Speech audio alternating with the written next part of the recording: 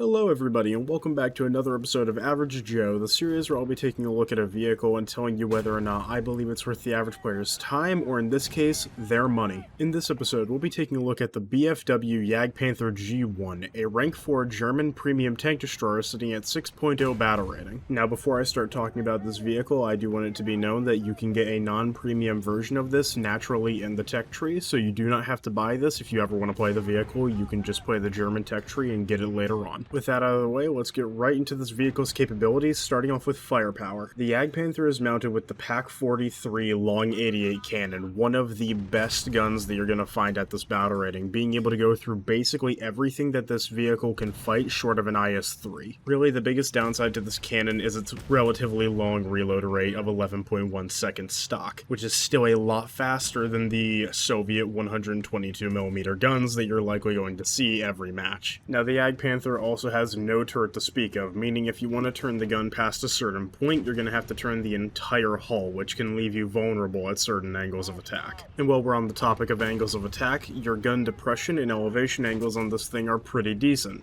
having 8 degrees of gun depression and 14 degrees of gun elevation being better than most of your opposition, especially Soviet tanks. Now with the main gun out of the way, let's talk about what you have to pair with it. Now the only machine gun that the Jagdpanther has to speak of is a 7.92 machine gun in a ball mount on the front of the tank. This machine gun isn't really going to come in handy, but it also leaves a pretty big hole in your front plate where people can shoot right through, where the armor is actually weaker than the rest of the hull. Speaking of armor, let's talk about the armor, because it's really good on this tank. Being able to block basically anything that isn't a 122mm gun, a 100mm gun, or a heat round. Really, the armor on this thing at the battle rating of 6.0 is just really good, and you'll see in the footage that I have a lot of points where I end up getting shot, and it either flat out does nothing to me, or it goes through and only damages a minor component, and then I get my shot off getting the kill. However, like I said, that ball mount can be problematic, so what I recommend doing is, if you're trying to either wait for your reload to finish up, or whatever you're doing, if you think the opponent is going to get another shot off, try to wiggle your hull a bit. It's a pretty scummy thing to do because, well, depending on ping, there's really nothing they can do to prevent their shot from just whiffing, even if on their end they aimed it perfectly. But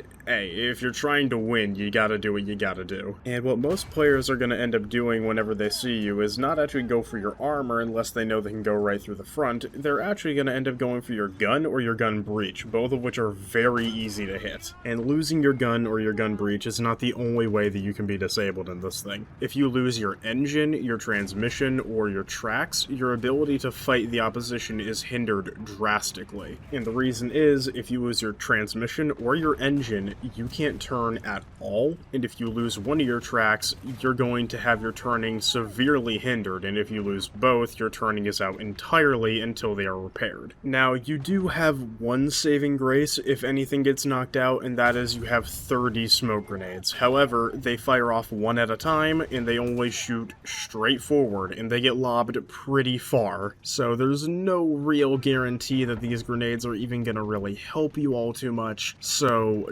don't trust them with your life, but they are still a useful tool if you need them. Now, odds are you're thinking that with this really good armor and really good gun, you're probably also really slow. And with 5 crew members, you would assume that. And you're partially right. Now, going forward, this thing accelerates really slowly, but once it's up to speed, it is zooming. Unfortunately, though, its reverse speed is abysmal. Once you commit to a fight, that's it. You are not leaving that fight until it is over. You're gonna see that quite a lot in the background footage, that once I get into a fight, I do not leave it. Not just because I don't want to, but flat out because I kinda just can't. You really don't have the ability to back out of a fight, which, if it wasn't for your good armor and good gun, would likely be a death sentence, but because of your good armor, you can stick around and tank some shots, and because of your good gun, odds are you're going to be able to one-shot everyone that you see. So, it kind of works out in the end. Overall, the Jagdpanther is just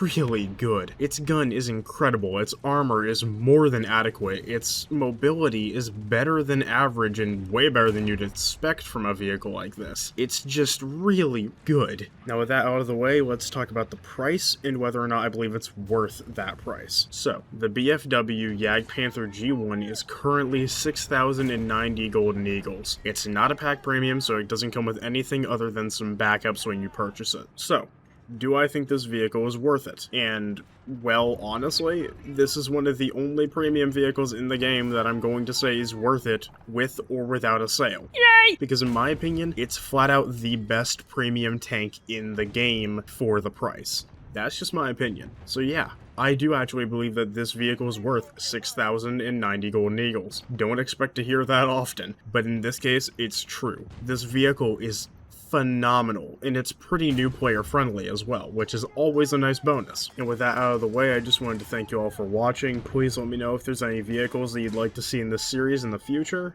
Have a good one.